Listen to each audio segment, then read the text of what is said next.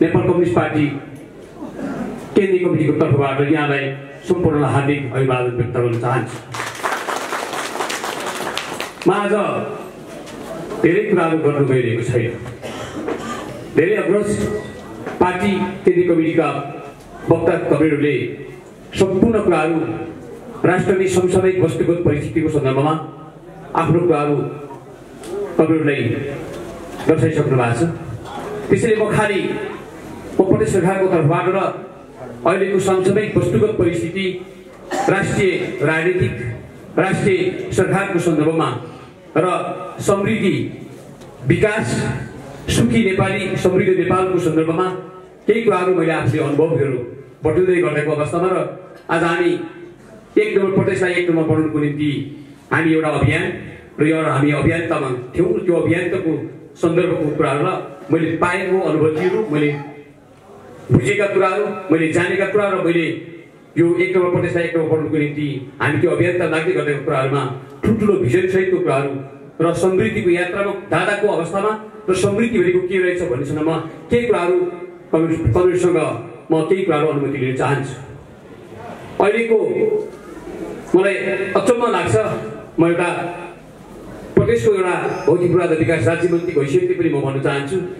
देशैभरि 28-30 वर्षभन्दा अगावै आज 2 वर्ष 3 वर्षको अन्तर्कालमा सुखी नेपाली, समृद्ध नेपाल भन्ने जुन अभियान, जुन एउटा नारा जसले सम्मानित प्रधानमन्त्रीज्यूले सबैलाई सातवटै प्रदेश र सङ्घीय सरकार, प्रदेश सरकार र केन्द्र सरकारको बिचमा, स्थानीय सरकारको बिचमा जुन कुराहरू निर्देश गर्नुभयो, त्यो निर्देशन दिए बमोजिम त्यो एउटा सिस्टम र विधि नीतिलाई स्थापित गर्नु र समृद्धिमा, विकास, आर्थिकमा रूपान्तरण गर्ने सद्भावको साथ हामी अगाडि बढेका थियौँ। आज सबैलाई दुःख लाग्दो कुरा, सबै आदरणीय कविहरूले यो कुराहरू अनुभव गर्नुभएको छ, बुझ्नु भएको छ, सबै कुराहरू सुन्नु भएको छ, देख्नु भएको छ। मैले भन्नुभन्दा तपाईँहरूले भने धेरै कुराहरू जानकार पाउनु भएको छ।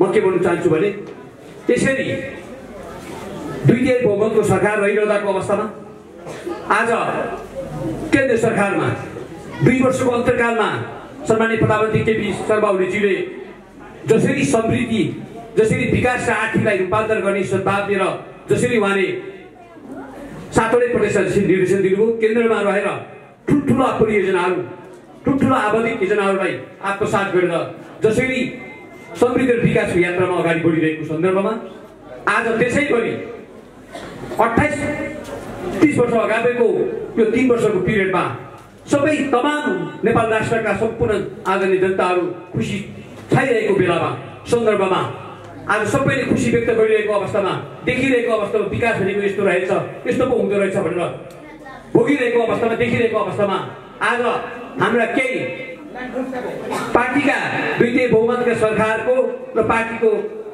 शीर्ष नेताहरूले आज अघि नै अग्रज वक्ताहरूले भन्नुभएको छ, जसरी एउटा सरकारलाई चाहिँ घेराबन्दी गरेर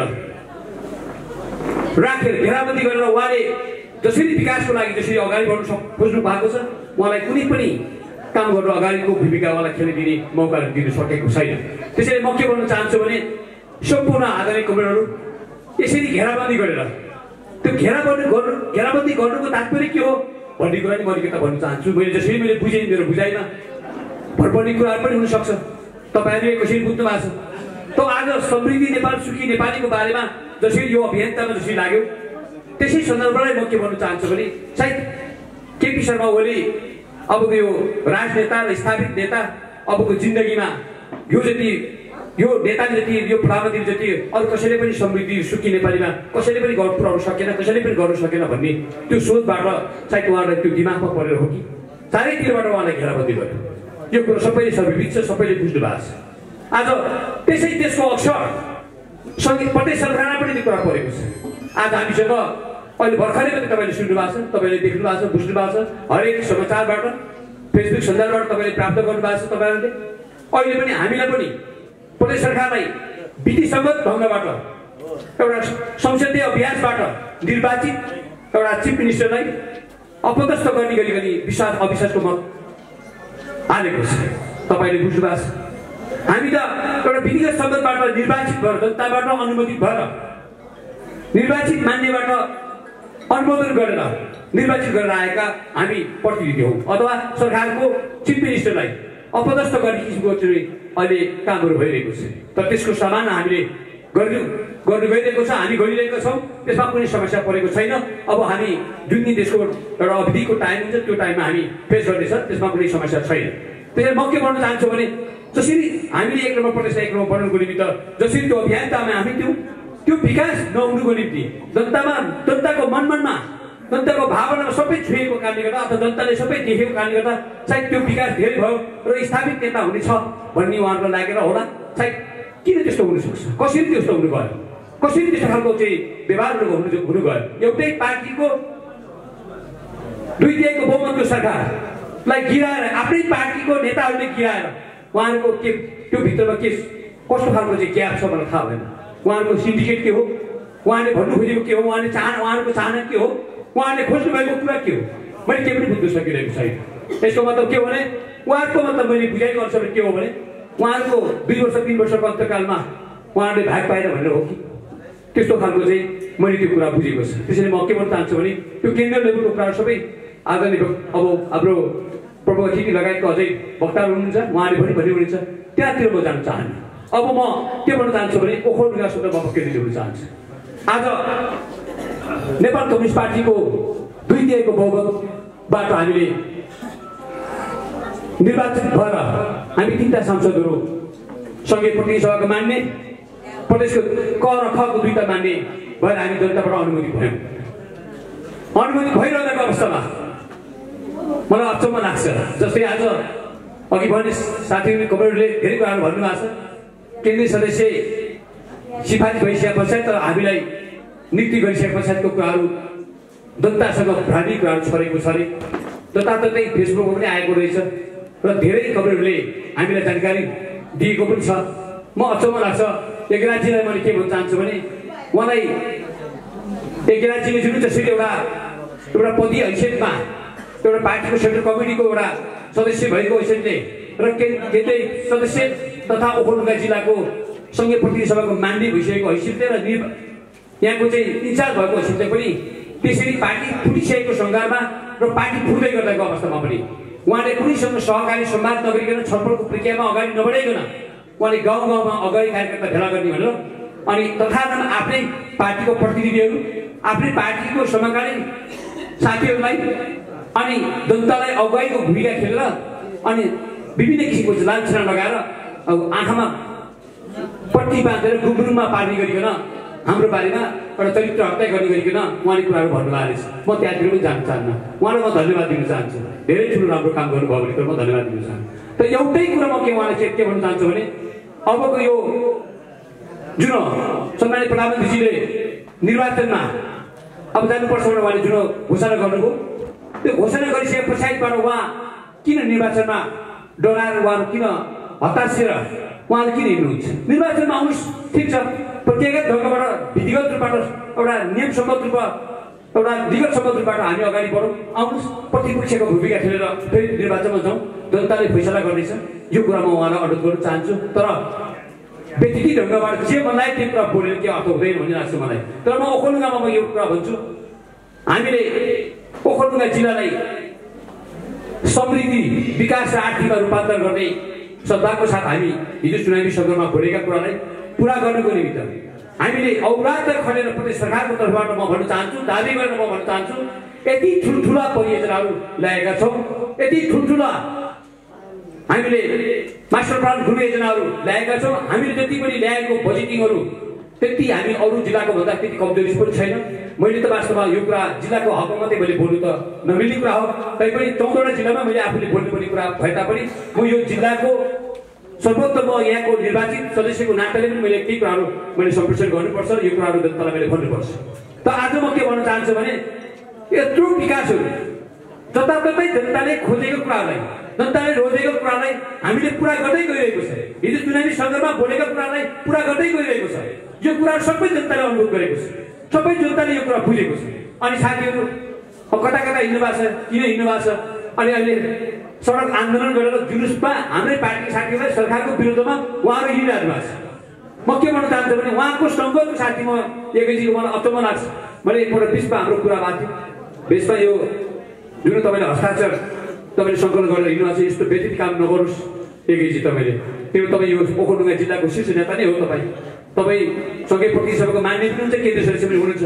यस्तो व्यतीत काम नगर्नुहोस् भने मैले उहाँलाई आग्रह गरेको थिएँ। मैले के मतलब म के भन्छु भने सायद म किन त्यस्तो गर्नु भएको छ मैले बुझ्न सकिरहेको छैन। मैले अनि यो कुराहरू भन्दै गएको छैन, मैले गरेको छुइनँ। मैले कहाँ त्यस्तो कुरा गर्ने, त्यस्तो हस्ताक्षर सङ्कलन गर्ने कामहरू मैले गरेको छैन। म त मिलाउने पार्टीलाई चाहिँ एकताबद्ध रूपबाट मिलाउने अभियानमा म लागेको छु जान्छु भनेर मलाई भन्नु थियो उहाँले। तर त्यो सत्यतामा आधारित रहेन। अहिले आएर के भयो त त्यो असत्यमा आधारित भयो। यो कुरा प्रमाणित भएर देखाएको छ। त्यसैले म के भन्न चाहन्छु भने एकेजीले जसरी एउटा झुटो कुराहरू जुन भ्रामिक छ जसरी हिँड्नु भएको छ नि, अहिले मैले सुनिरहेको छु प्रत्येक वार्डबाट गाउँपालिकाबाट मैले सुनेको छु। अब दुईजना चाहिँ टाउकेहरू लिएर दिन्छु, उहाँको बानी त्यस्तै रहेछ। जहिले पनि उहाँको त्यो सोच त उहाँको विचार पनि होला, त्यस्तै खालको अब ह्याबिट पनि होला, उहाँको नेचर पनि हुनसक्छ त्यस्तो कुराहरू। अब उहाँले एउटा पालिकाको एउटा टाउकेलाई पुग्यो, अनि अर्को पालिकामा गयो अर्को टाउकेलाई कट्याएर, अनि अर्को पालिका टु अर्को पालिकासँग कट्याएर टाउको पुगेर हिँड्यो। त भुइँमा गएर जनतासँग कहिले पनि भिजेर कामहरू गर्न सकेन। किन जनतामा गएर उसले कहिले पनि कामै गर्न सक्दैन, किनभने उसले आफू केही कामै गरेछ।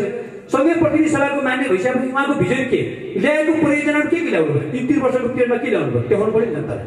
खै त ठुल्ठुलो परियोजना ल्याउनु कहाँ कुन ठाउँमा चाहिँ स्कुल बनाउनु भयो, उहाँले स्वास्थ्य बनाउनु भयो, कहाँ चाहिँ उहाँले खानेपानी ल्याउनु भयो, कहाँ सिँचाइ ल्याउनु भयो, कहाँ चाहिँ उहाँले चाहिँ बाटो सडक ठुल्ठुलो परियोजना कहाँ ल्याउनु भयो, त्यो त जनतालाई भनिदिनु पऱ्यो नि। अनि आफू मैले भन्छु अहिलेसम्म उसलाई समस्या परेको कुरा के हो मैले बुझेको भने अहिले उहाँको जनगुनासो उहाँको जनगुनासो उहाँको गुनासो के हो त भन्दा व्यक्तिगत चर्चमा मलाई मन्त्री बनाउनु दिएन, मन्त्री मलाई चाहिँ केपी शर्मा ओलीले दिएन भन्ने उहाँको गुनासो भन्ने कुरो मैले कहीँबाट कुरा सुनेको छु। अनि म उहाँलाई के भन्न चाहन्छु भने अनि सङ्घीय प्रतिनिधि सभाको मान्ने दुई पटक जनताबाट निर्वाचित मानिने ओखलढुङ्गा जिल्लाको नेपाली काङ्ग्रेसको पूर्व नेपाली काङ्ग्रेसको स्टार्टिङ गढ भनेर चिनिन्थ्यो, त्यस्तो ठाउँबाट उहाँले चाहिँ निर्वाचित भएर जानुभयो। अनि उहाँ किन मन्त्री बन्नु सक्नु भएन? अनि उहाँलाई जेरेसी बन्नु हुन्छ, अर्काको इरेसी गरेर हुन्छ। अनि एउटा उखान छ नि, आफू नाच्नु जान्दैन मुखिया आएर तेरो भन्थ्यो, त्यस्तै खालको बुढाबुढीको उखान जस्तै मैले त्यो कुरालाई स्मरण गरेँ कि आज एकराजीलाई आफूले नजानेको कारणले गर्दा सायद मन्त्री नहुनु भएको हो कि भन्ने लाग्छ मलाई। त्यसैले मैले उहाँलाई एउटा कुरामा तपाईँलाई मलाई स्मरण छ, म जनतालाई यो कुरा सम्प्रेषण गर्न चाहन्छु। मैले एकैचीलाई योभन्दा 1 वर्ष अगावि मैले पार्टी फुट्ने र पार्टी फुट्ने एकदम गुटको राजनीति मात्रै गर्ने भएकोले अब हामी ओखलढुङ्गामा एकाघर भएर एकताबद्ध रूपबाट अगाडि बढ्नु पर्दछ। अब हामी समृद्धि र विकासको यात्रामा जानुपर्छ। जनताको चाहना त्यो छ, जनताको इच्छा त्यो छ, जनताको भावना त्यो छ। त्यो भावनालाई पुरा गरिकन हामी अगाडि एकाघर भएर एकताबद्ध रूपबाट अगाडि बढ्नुपर्छ भनेर मैले भनेको थिएँ। उहाँलाई मैले हाम्रो आदरणीय नेता डिप्युटी प्राइम मिनिस्टर रक्षा मन्त्री ईश्वर पोखरेलज्यू एउटा हाम्रो गुमास उद्घाटन कार्यक्रममा आउनु भएको थियो र हाम्रो प्रदेशको चिफ मिनिस्टर शेरधन राईज्यू आउनु भएको बेलामा मैले उहाँलाई एकदमै नभइरहेको अवस्थामा पनि मैले उहाँलाई 1 नाइट स्टे गरिकन मैले नेता नै व्यवस्थापन गरेर उहाँलाई चाहिँ कार्यक्रममा नियुक्त बोलाएँ। त्यसपछिबाट एकेराजीलाई पनि बोलाएँ। हामीले कार्यक्रम सम्पन्न गरिसकेका पश्चात मेरै आफ्नै घरमा बसेर हामीले 7 बजेबाट हामीले सुरुवात गऱ्यौँ, छलफल गऱ्यौँ। यो यथार्थमा आधारित कुरा हो। तपाईँ जोसुकै कमेन्टले सोध्नु सक्नुहुन्छ, यो क्वेसन राख्नु सक्नुहुनेछ उहाँलाई। मैले उहाँलाई ल अब त्रिपक्षीय नेताहरू बसेर अब एकपल्ट हामी संवाद गरौँ, छलफल गरौँ। हाम्रो आदरणीय किशोरजी पनि हुनुहुन्थ्यो, किशोर कमरेड पनि हुनुहुन्थ्यो। त्यसमा हामी किशोर कमरेड, यज्ञराज सुनार, म, शेरधनजी र ईश्वर पोखरेलको लगायत ग्रुप हाम्रो यो ग्रुपले 7 बजेबाट सुरु गरेको। हाम्रो बिचमा चाहिँ अब एकाघरबाट जानुपर्छ, एकताबद्ध रूपबाट जानुपर्छ, नेपाल कम्युनिस्ट पार्टीलाई स्थापित गर्दै अब हामी समृद्धिमा जानुपर्छ, विकासमा जानुपर्छ, जनताको चाहनाहरू अनुरूप पुरा गर्नुपर्छ भनेर हामीले एउटा स्टार्ट गऱ्यौँ। हामी कुराहरू थालनी गऱ्यौँ। त्यो थालनी गर्दाखेरि 2.5 वर्षमा 2.5 बजेसम्म उहाँलाई हामीले कन्भिन्स गरायौँ र नेता गवर्नरले उहाँलाई कमरेड सदैव ईश्वर पोखरेलजीले उहाँलाई धेरै पटक कम्युनिटी गरायो। शेरचन्दजीले उहाँलाई धेरै पटक कम्युनिटी गरायो 2.5 वर्षमा। ईश्वर अब हाम्रो किशोरजी यही हुनुहुन्छ। तैपनि उहाँ कहिले पनि हुन्छ भने मुद्दा होइन, हामी सँगै छौँ भन्नु पनि। तर जहिले पनि गुटकै मात्रै कुरा गरेको छ, हिँडेको छ। यति गुटकै मात्रै कुरा नि काठमाडौँमा गुटको मात्रै खबर। कहिले पनि समृद्धिको लागि, विकासको लागि अबको दिनहरूमा खुसी जाने भन्ने खालको हामीले सहकारी गरौँ, समन्वय गरौँ, संवाद गरौँ भनेर हामीले कति पटक हामीले भन्यौँ। तर कहिले पनि उहाँको दृष्टिकोणै के हो भने खालि कसरी हुन्छ मन्त्री बन्ने मात्रै उहाँको भावना रहेछ, उहाँको सोचै के मात्रै रहेछ। अब मैले अघि नै भने मन्त्री त्यसै त हुँदैन, धेरै समस्या छ, धेरै छ। मन्त्रीमा त सबैजना मन्त्री बन्यो भने त यहाँ भयभरको सांसद सबै भने त 80जना सांसदै मन्त्री बनिहाल्छ, त्यो सम्भव छैन। सबै कुराहरू एउटा टिमवर्क मिलेर आयो भने मन्त्री नबन्यो भने त्यो कुरा छैन। तर उहाँले धेरै पटक गुमाइसकेको छ। 3 पटक जनता नेपाल कम्युनिस्ट पार्टीको सबै आदरणीय कमरेड यहाँ अग्रज कमरेडहरूमा देखिरहेको छ। 3 पटक त उहाँलाई मत दिएर तपाईँलाई निर्वाचित गरेर, एकपटक त उहाँ हाल्नु तर 2 पटक त उहाँ निर्वाचित गरेर पठाइसक्नु भएको छ। त अहिलेसम्म पनि उहाँले कहिले पनि उहाँको बुद्धिले फर्किएर जस्तो मलाई लागेको छैन। त्यसैले म एकेरा जिल्लामा के भन्न चाहन्छु भने स्टेजबाट अहिले पनि खासै हामी त्यति दुविधामा परेको छैन। नेपाल कम्युनिस्ट पार्टी एकताबद्ध रूपबाट अगाडि बढ्नुको निम्ति तपाईँ फेरि पनि बाटोतिर गएर पनि तपाईँ चोइटेर जानु भए तापनि तपाईँ व्यक्तिगत ढङ्गबाट नजानुहोस्, गलत सोचबाट तपाईँ अगाडि नबढ्नुहोस्। तपाईँ फेरि रिब्याक फर्केर आफ्नो घरमा आउने किसिमको कोसिस गर्नुहोस्। म यो स्टेजबाट तपाईँ उहाँलाई अनुरोध गर्न चाहन्छु। त्यसैले म के भन्न चाहन्छु भने धेरै कुराहरू आइसकेको छ यहाँ।